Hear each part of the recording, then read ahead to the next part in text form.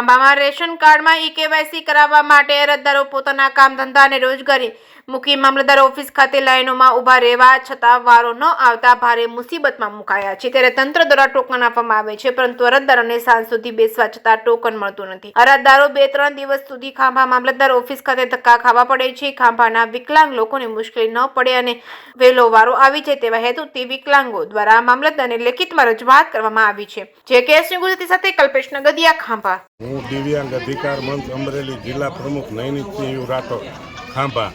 આજ રોજ માનનીય મામલતદાર સાહેબને એક આવેદનપત્ર અમે આપેલ છે, જેમાં દિવ્યાંગોને કેવાયસી માટે કેમ્પ ગોઠવવો તેમજ દિવ્યાંગોને તકલીફ ન પડે તે માટેની રજૂઆત કરેલ છે।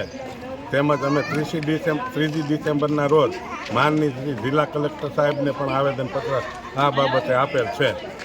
અમે તાલડાથી આવ્યા છીએ, 25 કિલોમીટર થાય, અમે 3 દિવસ આવીએ છીએ, તો અમારથી આવડું કઈ કામ નથી થતું અમારું, તો શું કરીએ?